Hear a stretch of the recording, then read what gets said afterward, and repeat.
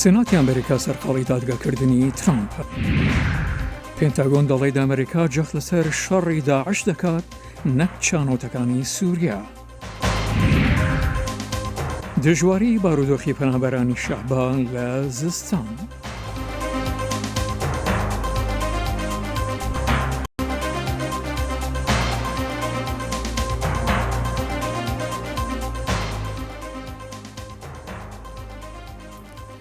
تەماشەشی لە خۆشەویستی دەمەتان خۆش لە واشنتن دیسیەوە خۆشاتنەوە ڕایوە ڕامبەی کورد کۆنەکشن.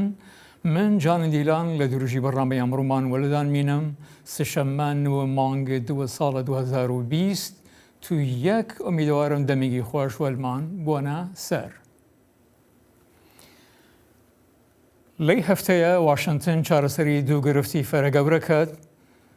دەستەبەندیەکی ئابووری 1.9 تریلیۆن دلار کە سەرۆک بایدن پێشنیاری کردیە و هەروەی جورە دادگاییکردنە سەرۆکۆماری پیشین دۆناڵد ترامپ و هەروەها هەوڵدانی ئەڕێی پەلاماردانی کۆنگرس ئەمریکا.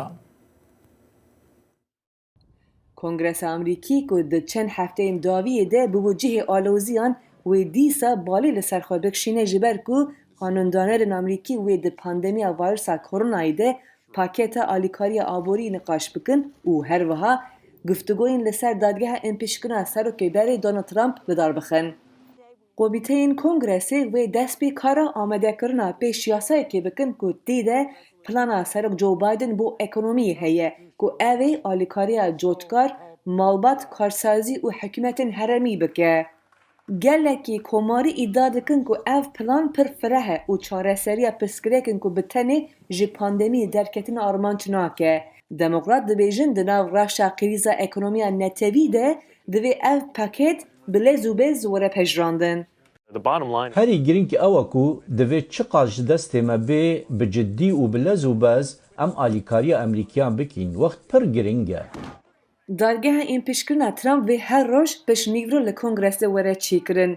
Di împêşkirina wî de maddeyekî tenê heye ku kiryar û gotinên wî sedema serhildana li Kongresê di 6 meha yekê de tên dîtin. Trump vê îdayê red dike. Senatorê Komarî Roger Wicker ji Mississippi împêşkirinî wekî hevildanekî bê wateya siyasî binav kir. Yek ji tawanên împînçkirinê ew e ku Trump bi tenê bûye sedema bi serdagirtina Kongresê. Ez bawer nakim ku ev di dadgehê de were îzbatkirin, nexêr. Niha Senato di navbera pêncî komarî û pêncî demokratan de hatiye dabeşkirin. Divê hevde komariyan tevlê demokratan bibin ku bikaribin cezayê li serokê berê Trump birin ku ev hejma jî pir bilind e. شار لە سەرایندەی پارت کۆماریەکان لە کاردایە لە دەمێکدا سەرۆکۆماری پیشین دۆناڵد ترامپ ڕێوەڕێی دووەمین دادگای تاوانبارکردنیە کێن فەرەواغ لە ایالەتی ئیلینۆیسەوە گۆزارش کرد کە ئەندامەی لە کۆنگرسی کۆماریەکان و چڕی مشتومبڕیانە و لە پارتەکەیان داوا دەکەن لاپەڕەیەک هەڵبێنەوە و سەر ترامپ پاش کارە ساتی 6 مانگی ژانڤیە و پەلاماردانە کانگرس. کۆماریەکان لە ئیلینۆی وەک شێرلی پرسکۆت لە دژی پارتەکەی خۆی قسە دەکات. ئێمە زۆر تووڕین، ئێمە هەرگیز جارێکە دەنگی پێ نادەینەوە. سەنگی تووڕەیەکان لە ڕێی ئەندامی کۆنگرس ئادەم کینگ زینگەرەوەیە. پارتی کۆماری ڕێڕەوی خۆی لەدەست داوە. ئادەم کینگزینگەر دەنگیدا بۆ لێپێچینەوە لە دۆناڵد ترامپی سەرۆکی پێشوو دوای ئەوەی کۆمەڵێکی گەورە لە لایەنگرانی ترامپ لە 6 مانگی کانونی دووەمدا هەڵیان کوتایە سەر باڵەخانی کۆنگرس. کینگزینگەر دەیەوێت پارتی کۆماری شێوازی سیاسەتی ترامپ بسرێتەوە. بیرۆکەی ژەهراوی پیلانگێڕی و درۆ ئەمە ڕێبازی پارتی کۆماری نییە.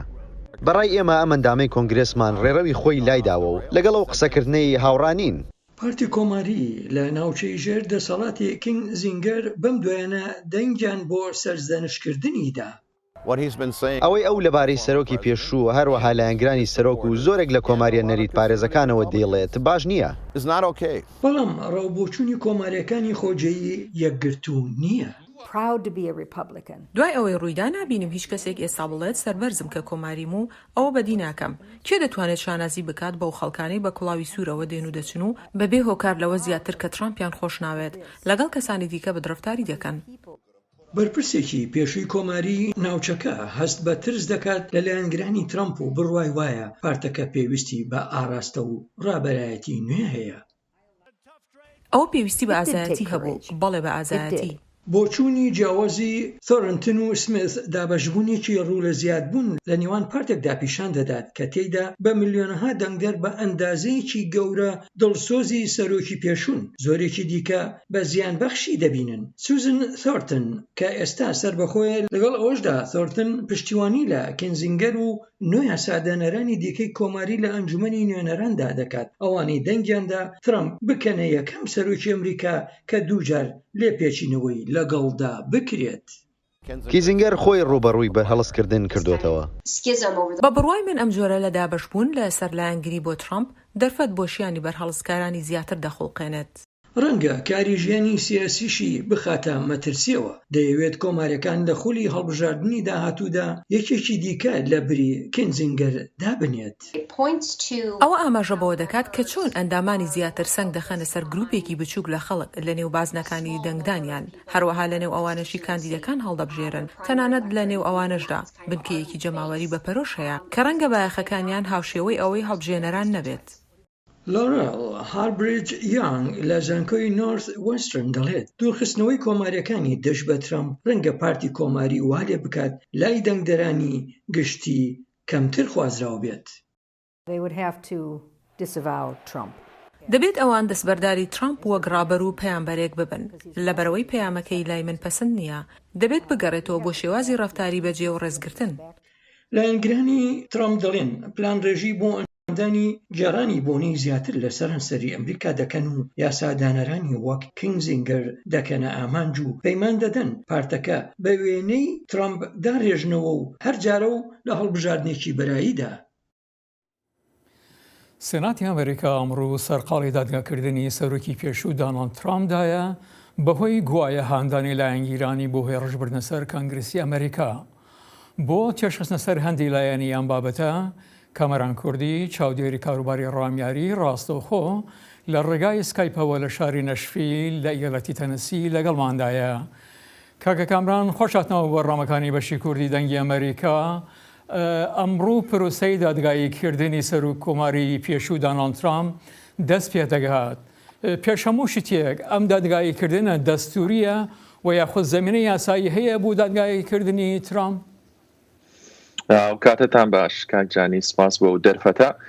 هەڵبەتە ئەمڕۆ کاتێک کە ئەو دادگایە دەست پێکا یەکەم پرسیار کاکەوێتە ڕاپرسیەوە لە نێوان ئەنجومەنی پیرانە دەنگی لەسەردەن لە دوایەوەی کە پێڵێن ئەو مانیجرانە بەڕێوەبەری ئیمپیچمنتەکە کە هەڵبژێراون لەسەر ڕێگەی دەستوریە سیاقی دەستوریە ئایا دەستوری ئەمریکا ڕێگە ئەیا بەوەی کە ئەم ئیمپیچە ڕووبایە ڕوونەدات دیارە دەنگدانی بۆ ئەکرێت و ئەو دەنگدانە پێویستی بە 51 دەنگە بێت و ئێمەش ئەزانین حالی ئێستاکە بڵین سیناتۆر یا سێنەتی ئەمریکا 50-50 دابەش بووە 50 کۆماریەکانە 50 ریپەبلیکەکانە. دیموکراتەکان خۆیان بڵین کۆماری و دیموکراتەکان کۆماریەکان بڕیاریان ناوە باوەڕیان بەوەیە کە ئەمە شتێکی دەستوریە تەنها پێویستیان بە یەک دەنگی کۆماریەکانە بێ بۆ ئەوەی کە بڵین دەست پێ بکەن. واشنگتن ئێگزامینەر دوێنێ لە یەکێک لە بابەتەکان یا 5 خاڵی بڵاو کردبوو بۆچی ئەم ئیمپیچەی دووەم کە ئەکرێت دژە دەستورە لەبەرەوەی ئاماژەی بەوە کردبوو لە دەستوری ئەمریکا لە بەشی بڵین ئارتیکلی 2 بەشی 4 کە ڕاستەوخۆ ئاماژەی بەوە کراوە ئیمپیچ توانرێ بەکاربێنێ بۆ سەرۆکی ئەمریکا و جێگیرەکەی بەو مەرجانی کە بۆ نمونە لە 3 تاوانەوە تێوە گرابێتێن یەکیان نەزانین خیانەتە دووەمیان کرایمە دوایی مسلمینیەرە بەڵام ئەنووسرێ ریموڤڵ وشەی ریموڤڵ هەیە واتە لابردن ئەوان باس لەوە کە نێسا ترامپ لە سەرۆکایەتی نەماوە و ئەمریکاش هەموو کاتێک لە سەردەمێکا یەک سەرۆکی هەیە ئێستا ئەو سەرۆکی دەست بەکاربەر نییە بۆیە لە ڕووی دەستوریەوە توانن ئەو گفتوگۆیە بکەن ئەو لە ئۆفیس نەماوە ئیتر ئیمپیچەڵەیە بێ ریموڤی بکەیت. بەس کاکامران ئایا بەڵگەی پێویست بەدەستەوە هەیە بۆ تاوانبارکردن و سزادانی ترامپ؟ بەڵگەکان چین؟ من خۆم ئەگەر بۆچوونی خۆم بڵێن بەڕاستی من وایە بینەمەمە شانۆگەریە هەر خۆی دایمە ساحەی سیاسی بریتیە لە شانۆ کۆمەڵی ئەکتەر ئەکتی تیاکەن ینی کردداری تیاکەن ئەمە ئەوەی کە منەی بینم ئەمە دووەم جارە بۆ نمونە هەوڵە درێت ترامپ ئیمپیچ کرێ ساڵێک لەمە و پێش خۆمان نەزانین بۆ نمونە کاتێکە لە ئەنجومەنی نوێنەران تاوەتبار کرا بەڵام لە سێنێت بۆ نمونە نەتوانرا دانەڵد ترامپ ئیمپیچ بکرێویش لە بەرەوەی کۆماریەکان زۆری نەبوون لەگەڵ یا هاوڕان نەبوون بەڵام بۆ ئەو بابەتەی کە تۆڵی ئایا ئەکرێت تەنها وشەیە لێرە وشە بەکارەهێنرێت تیمی ترامپ کۆمەڵە ڤیددیویان ئامادە کردووە ئەوەندەی کە ئێستاکە بۆ نمونە زانیاریەکان باس لەوەکەن دیموکراتەکان پشت بە کۆمەڵێ وتە و ڤیددیۆیی ئەبەستن هەڵبەتە زیاتریش ڕۆژی شەشی مانگە کە ترامپ تایدا وتارێکی یا و داوای لەلایەنگرانی کرد کە بێدەنگ نەبن لە بەرامبەرەوەی کە تەزویر کراوە و بەرەو بڵین کاپیتال هیل بچن کاکە ئەمران ئێمە زانی ئەمڕۆ ڕوودا و کارەساتەکان بە ئاسانی لە ڕێگای ئامیر و ئامرازی جۆرا و جوورەوە تۆمار دەکریان هەر لە تەلیفۆنی مۆبایلەوە بگرێت تا کامیرای پرۆفشناڵ و هەندی شتی تر دەتوانی سەرۆک ترامپ لەو بەڵگانە نکۆڵی بکات خۆی هەڵبەتە ترامپ داوا کرا کە بێت لەوێ بۆ نمونە قسە بکات ڕەبزی کردەوە کە داوایشی لێکرابوو بەڵام لە ڕێگەی دادوەرەکانیەوە دیارە گفتوگۆ کرێت ئەوەندەی من زانیاریم هەبێ ئەوانش کۆمەڵە ڤیددیویان ئامادە کردووەکو پەرچەکردارەوەی کە هەندێک کارێکتەری سەرەکی وەک چەک شومەر و هەندێک ئەندامی کۆنگرێسی شەکە لە خۆپیشاندنەکانی ساڵی ڕابردووە ئەوەی کە بۆ نمونە بەهۆی جۆرج فلۆیدەوە کرا و کۆمەڵێ بینای فیدرالیش ئاگری تێبەردا هەندێک لەو کۆنگرێسمانانە بە ئاشکرا بە تایبەتی چەک شومەر خۆی وەکو هەڕەشە بەکارهێنێ لێگەر کۆمەڵێ شت بکەن بەم شێوەیە ڕوبەڕوویە بنەوە هەڵبەتە وەکو وتم شانۆیەک ڕوویە هەردوو لا بەڵگەکانی خۆیان نەخەنە ڕوو بەڵام سەرنجام ئەمە زۆر ڕوون و ئاشکرایە ترامپ وەکو جاری دووەم هین نابێتەوە ئیمپیچ ناکرێتەوە لەبەرەوەی پێویستە بە سێ لەسەر سێی تۆ دەنگی سێنت هەیە واتە بێ حەڤە کۆماری بچنە پاڵ دیموکراتەکان کە 67 دەنگ ئەکات ئەمە زۆر زەحمەتە شتیوە یعنی چانسی سفرە لە سفری شەوە نزیکە ئیمپیچە سزادان و تاوانبارکردن کە پێوەستی بە دەنگی پێویستە نەک هەرهەی دیموکراتەکان بەڵکو کۆماریەکانیش شیانی هەیە دیموکراتەکان ئەو دەنگانەی کە پێویستیانە بەدەستبێنن من وەکو وتم باوەڕم بەوە نییە و خەڵکێکی زۆریش باس لەوەکەن بەڕاستی کۆماریەکان بە تایبەتی ڕان پاوڵیش کە لە ماوەی پێشووە دەنگی لەسەرەوەیە وتی ئەمە دەستوری نییە ئەسڵەن یعنی ئەمە یاریکردنێکی ناشرینە لەلایەن دیموکراتەکانەوە چەک شومەر بە ڕێوە ئەبرێت بەڕاستی لەگەڵ نانسی پلۆسی من هەستەکەم ئەمە زیاتر قینە و ڕقێکە بەرامبەر بە ترامپ و هەروەها کارێکی تریانەوەیە دوورخستنەوەی ترامپە لە ساحەی سیاسی ئێمە ئاگامان لەوە بێت ئەیانەوێت ئەگەر کنڤیکت بێت یعنی تاوانەکەی بەسەرا بسەپێنرێت ڕێگری لەوە بکەن ترامپ بۆ هەتاییە لە ساحەی سیاسی دوور بکێتەوە بە هیچ شێوێک توانای نەبێت خۆی بپاڵەوێ بۆ هیچ پۆستێکی حکومی فیدرالی ئەلبەتە ترسێکی گەورەیان لە ترامپ و لایەنگرانیشی هەیە 75 میلیۆن بە پێی و ڕاپرسیانەشی کراوە کۆماریەکان لەسەر و 70 بۆ 80 لایەنگری ترامپن کۆماریەکان ئەیانەوێت جارێککە ترامپ لە 2024 خۆی هەڵبژێرێتەوە کامەران کوردی چاودێری کاروباری ڕایماری زۆر سپاس بۆ یۆش کارۆدەستێکی وەزارەتی بەرگری لە ڕۆژی دووشەممە وتی هێزەکانی ئەمریکا لە سووریا جەخ دەکەنە سەر شەڕی پاشماوەکانی گروپی دەوڵەتی ئیسلامی نەک پاسەوانیکردنی چانەوتەکان وەکو لە پێشدا لەلایەن سەرۆکی پێشین داناڵد ترامپ فەرمان درابوو. جان کربی وتەبێژی پنتاگۆن وتی هەر لەو کاتەی کۆمپانیایەکی ئەمریکایی لە ساڵی ڕابردوودا لەگەڵ کوردەکاندا لە باکووری سووریا کۆنتراکتێک واژوو کردبوو بۆ یارمەتیدانیان لە دەرهێنانی ناوت هێزەکانی ئەمریکا تێدا بەشدار نییەن و ئەو 900 سەربازانەی ئەمریکایی کە کۆنتراکتەکان لە ناوچەکەدا ڕێگایان نییە بۆ هیچ کۆمپانیایەکی تایبەت یارمەتی دابین بکەن. پەتای کۆرۆنا شێوەی ژیانی ئێمە لە ڕابردوودا گۆڕیوە لە سەردانیکردنی خێزان لە ڕۆژانی پێشوو گۆڕینی پلانی سەفەر بۆ دووزنەوەی ڕێگا بوو بە زیندوهێشتنەوەی کار و کارمەندانیان لە هەندێک بارودۆختە لە ڕاستیدا بە واتای وشە وەلی هاتووە. پەیامنێرمان ئاڤاهۆما لە کالیفۆرنیاوە ئەم راپۆرتەی بۆ ناردوین.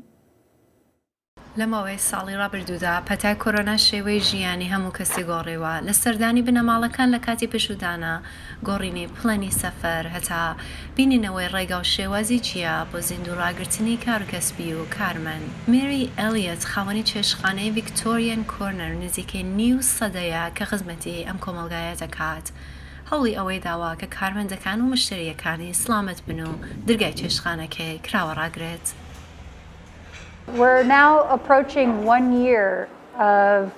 ئێستا نزیکەی ساڵێکە ئێمە گیرۆدەی کۆڤیدین و ئیشوکارمانی لەگەڵ دەگونجێنین و خۆمان لەگەڵ ڕێکارە دیاریکراوەکاندا ڕێک دەخەین.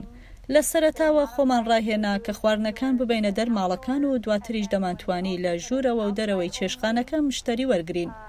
دواتر بەهۆی کۆڤیدەوە وتیان مشتری ڕستورانەکان دەبێت لە دەرەوەی چێشخانەکان دانیشتن و بەم شێوەیە دیسان جارێکی ترگەڕاینەوە بۆ ئەوەی خواردنەکان ببینە ماڵی کڕیارەکان و ئیستاش دیسان مشتری لە دەرەوەی ڕێستۆرانەکە وەردەگرین.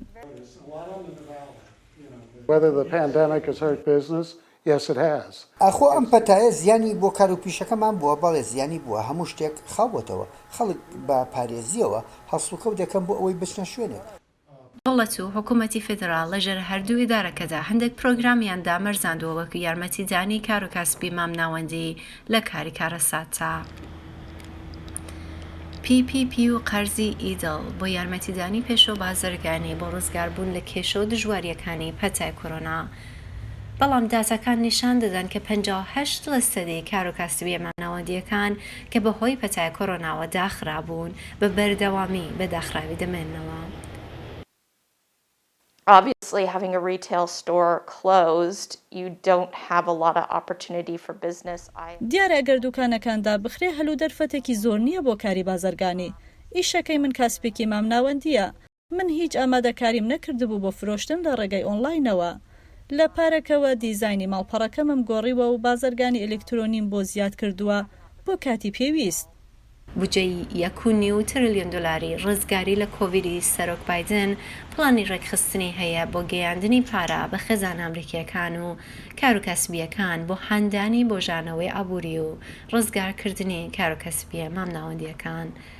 ئاوا هۆما دەنگی ئەمریکا کالیفۆرنیا.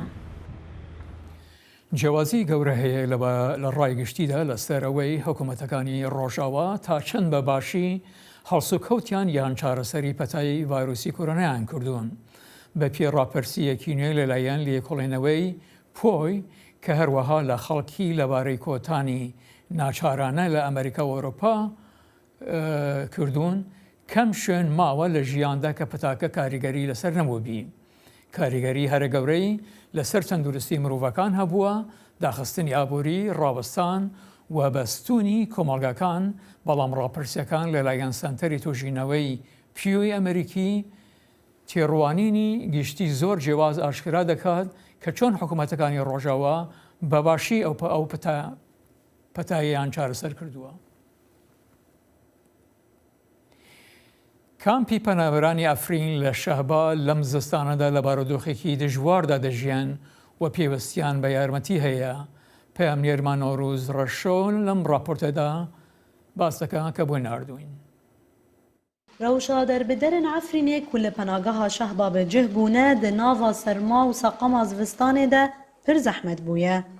Derbiderên ku bi neçarî ji cihûwarê xwe hatine koçberkirin li kampan bêçaremane ku derbasbûna sûtemeniyê ji bû deverê tê astengkirin lawma ew bi tengasiyan re rûbrûmane. Vê zorguna çi kirî? Vê zorokê çi kiriye? Çi kirî ber sermê bê û birçî bê û sor bê. Zembîvî qıçkirino tune yonê. Em demes em tê didin carre tune em şîvê gerin bi qıçko din, çûba gerin bê qıçık gerin bibin. Gol pîrê me hene, nexweşê me hene, ji nid qıçkê xwe nib zorokê xwe bi dinê ketine hene, işte ê holtiz hene, feqîr hene. Derbider ne tenê mehrûmî mal û milkê xwe ne, lê belê dûrpêça Kurê cî masûrî daniye ser deverê jî barê wan girantir kiriye.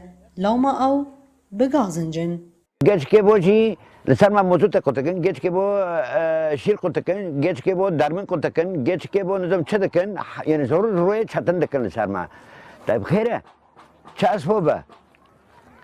Yani vê miletokê kula erê, vê îşekê dibînê ورتبه عبدو ورتبه زبستوني دو دنو بورني دو دنو حريه دو يعني بس د ناوا ویروشا آلوز دا رولا سازی و دزگهن هاورچونه جی پرکیمه کو آلیکاری مروفی در باز دور نابن یان دبن مجارا بازارن سیاسی برپرس کاروبار ریخستن آلیکاری اف خالچی رو وگر حتی نوکا خواستکی ملت گشتی نوتی امناندن حتی نوکا بطانه کیمن اسفنجه کیمن پی دی وی وان جیانی برداوم کرنه وان د جیانی دا هین پرگرکه حیانکا منظمات هندک لور جیان دکن کار دکن منظمات لور کار دکن لسر تیلین پیچاتین حسبان دنیانه و هوجی به برنامج تأسيس متأثرا حتى نوكو طبعا تأسيس رولك خادلي زيد جو مساعدات تين درباس في دارير رادبن هوجي بربان دور دكي مساعدات بكيمتين هندكتين دناوا جيانا كوچبري دا و دبن دور پیچه دا زوستان جی ایش و آزارا در بدرن عفرینه کرتر کریه که دوربونا جی واران نبس بو لی رژیم سوری جی دخوازه فشاران لگل بکه که افروش جسه سالان واله بر جاوین روسیه کل شه با هیزن وی هنه بردوام دکه نوروز را شدنگ امریکا جی کامپین شهبا دەیان هەزار هاوڵەتیان لە ماینمار لە کۆتایی هەفتە ڕژانە خیابانەکان دەست بە کودەتای لەشکەری و داوای ئازادکردنی ڕێبەری بە دیموکراسی هەڵبژێردراوی وڵاتەکە ئانگ سان سووکی دەکەن. خۆپیشاندانی گەورە لە هەندێک لە شارەکانی وڵاتی میانمار لە بەرامبەر کۆدەتا سەربازێکی هەفتەی ڕابردوو کەوتەوە. ئۆنگ سان هامین سەرکردەیەکی خۆپیشاندانەکانە. کودەتا سەربازیەکە پێشێلکاری دیموکراسیەتەکەمان و مافەکانی مرۆڤە هەروەها بێڕێزیە بە خواستی میلەتەکەمان لە بەرەم هۆکارانە ئێمە دژی کودەتا سەربازیەکەین گرنگە ڕێزە ئاکامەکانی هەڵبژاردن بگیرێت لەبەرەوە هاتین ئەم خۆپیشاندانەمان ڕێکخست. خۆپیشاندان دوای ئەو هەفتەیە دێت کە سوپار ڕایگەیان ساختەکاری لە هەڵبژاردندا کراوە. لە مانگی 11دا ئەندامانی حکومەتە هەڵبژێراوەکەشی دەستگیر کرد. هێڵەکانی ئینتەرنێت بڕاوە و هەندێک هەواڵیش هەبوو کە هێڵی ئینتەرنێت لە ڕۆژانی ئایندەدا بگەڕێتەوە. خۆپیشاندەران سێپەنجیان بەرز کردوتەوە وەک سمبولێک دژی کۆدەتا سەربازیەکە و داواشانە کرد سەرکردە هەڵبژێراوەکەیان ئۆنگ سان سووکی ئازاد بکەن. جدی سووریشیان لەبەردا بوو وەک هاوسۆزیەک بۆ سەرکردەکەیان ئۆنگ سان سووکی و پارتی کۆمکاری نیشتیمانی بۆ دیموکراسی. سەرۆکی ئەمریکا جۆ بایدن و سەرکردەی تری جیهانیش سەرکۆنەی کۆدەتا سەربازەکەیان کرد و داوایان کرد حکومەتە هەڵبژێراوەکە دەسەڵات بگرێتەوە دەست. یحیا بەرزنجی دەنگی ئەمریکا. هەرێمی کوردستانی عێراق چەندین زەوی کشتتوکاڵی هەیە و بە ناوچەی گونجاو بۆ کشتتوکاڵ دادەنرێن. بە جۆرێک هەر ناوچەیەک بۆ بەرهەمێکی کشتتوکاڵ بەناوبانگە. ناوچەی گەرمیان لەو ناوچانەیە کە بە ترپ بەناوبانگە و زۆر کەس ترپی کەلار وەک دەستەباشەیەک بەکاردێنێت بۆ دەربڕینی چۆنیەتی شتێک. ڕێبازمەجی سەردانی جوتیارێکی تورپی کردووە لە کەلار و ئەم راپۆرتەی بۆ ئامادە کردوین. لە کەشێکی بارانەویدا ڕێبوار بەرەو کێڵگەکەی کەوتووەتە ڕێ. ئەو جوتیارێکی گەنجی شاری کەلارە لە ناوچەی گەرمیان. ئەم ناوچەیە بە کشتتوکاڵی سەوزەوات لە هەرێمی کوردستاندا بەناوبانگە و بە تایبەتیش بەرهەمی تور.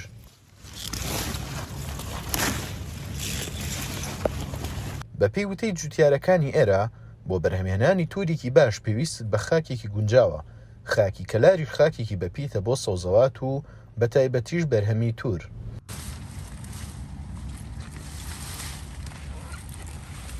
ئەرزێکەگری ئەیکێنە تور تۆمی بۆ سێنین ئەیکێڵین لەسەر مانگی حەوت دەست هەشت دەست پێەکەین ئیتر تورەکە تا دەور مانگی 12 مانگی 1 2 تا ئەو کاتێ لە تورەکە مێنێ وڵاتە ئەرزەکە کاتی زمسانە تور کاتێتر بارانە بارەیە تورێ جوان دەرەچەیە دەرمانیەکەین و ئاوێ دەین و ئاوەکەی پاکە و ئاو بیرە و تورەکەی دەرەجەیەکە.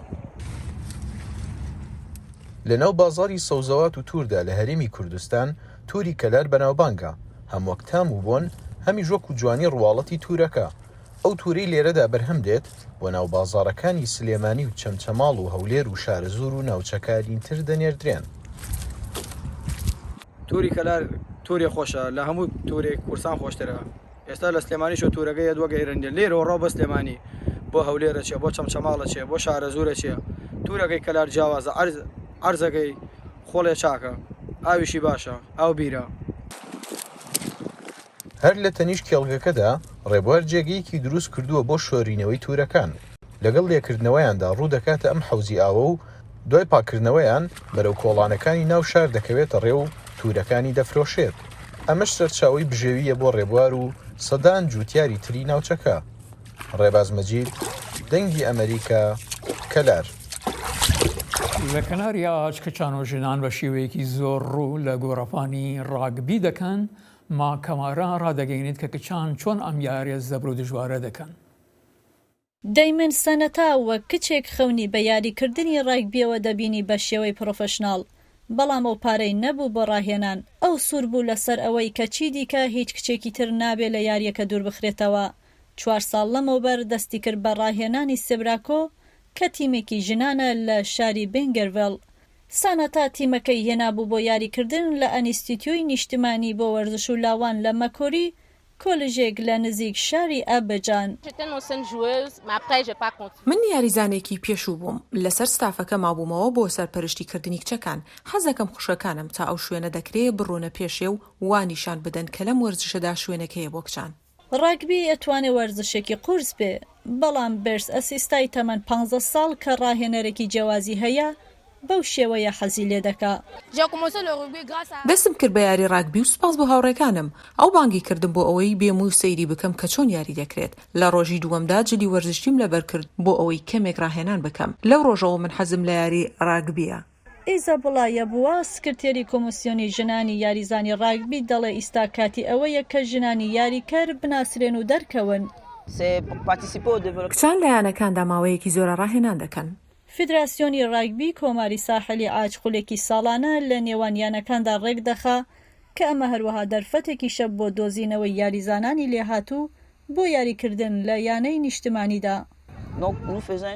بۆیە ئێمە خەریکی ئەنجامدانی یاری پاڵەوانین بۆ دیاریکردنی یاریزانانی ژنی باش بۆ ئەوەی تیمێک پێک بهێنین و هەروەها بەشداری پێشبڕکێنی و دەوڵەتیەکانیش بکەین. ئەوەی ئاشکرایە ئەوەیە کە لە داهاتوودا هەر کچێک بیەوێ یاری ڕاگبی بکە ئەو هەلەی بۆ دەڕەخسێ. لە 21 یانەی فەرمی لە کۆماری ساحلی ئاج زیاتر لە نیوەیان بۆ ژنانە. هەلا ڕاپۆرتەکەی کەلارمان کە باسی ترپیان کردەوە یاخۆ تووریان کرد، هاوکارمان هەیەرکەری مەڵی نەخێر لە ناوچەی لە ئیمە لە پردی تووری ئیمە زۆر باشترە. دیارە کاک ڕێباز یا ئەو برادەرانە تامی تووری پردیان نەکردووە تاکو بزانن کام تور باشترە. دیارە کەس بە دوی خۆی ناڵی ترش. و تا بەڕنامای ئایندەمان هەر شاد و سەرفراز بن.